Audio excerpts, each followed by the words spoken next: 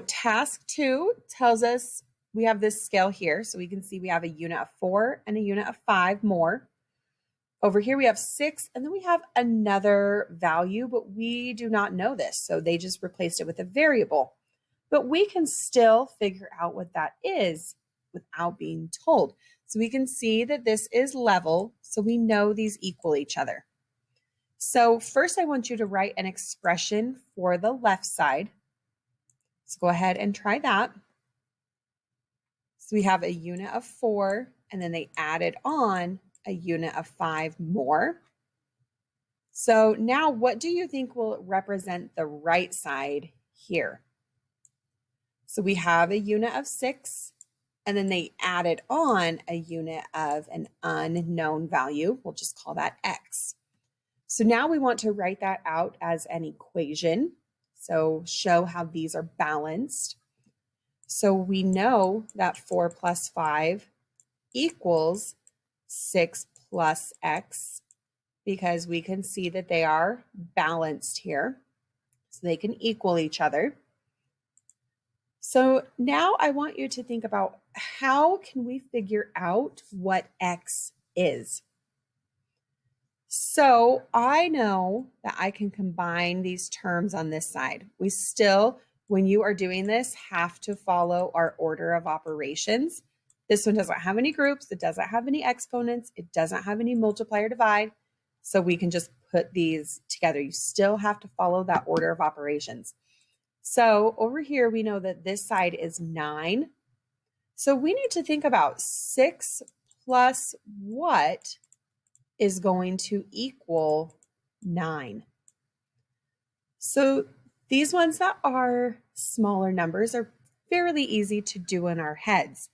I know if I'm at 6, I can add on 7, 8, 9, which is 3 more units. So I can figure out that x equals 3. So when they're fairly small numbers, they're pretty easy to do in our heads. But I want to talk about what we'll be getting into for just a second here.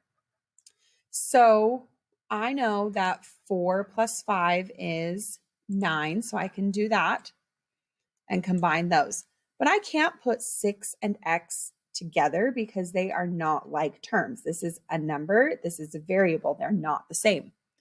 So I want to do the opposite of this, and I want to get x all by itself. So this is a positive 6 here because it doesn't have anything in front of it. So the opposite of positive 6 is to do negative 6. Negative 6 or positive 6 minus 6 just ends up being 0. So it canceled out. So it's gone on this side. But what we do to one side, we have to do to the other to keep our equation balanced. So do it to one side, do it to the other. Otherwise, if I just take away 6 here, that means this side's going to go down more. So I also have to take away 6 on this side to keep it balanced. So if I take away 6 from this side, I'm left with x equals 3. I'm left with 3. And the only thing I have left on this side over here is x. 3 equals x. X equals 3. So I know it's pretty easy to look at these now and say, yes, oh, this is 9. 6 plus what is 9? But we're going to be getting into some harder problems. So I just want us to start thinking about how we'll be doing these. So I also want you to think about the question, are there any other values of x that would keep the scale balanced? So if I replace x with a different value, would it be balanced? So let's say I replace x with a 4. What happens?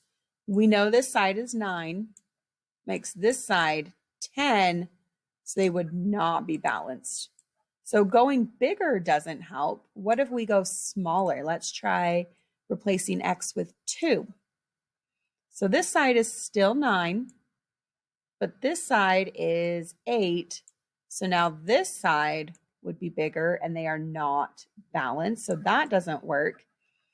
What if we try really close to 3, 2.9? So this side is still 9. If I have 6 and 2 more, that's 8.9. So they are super, super close to each other, but they are still not balanced.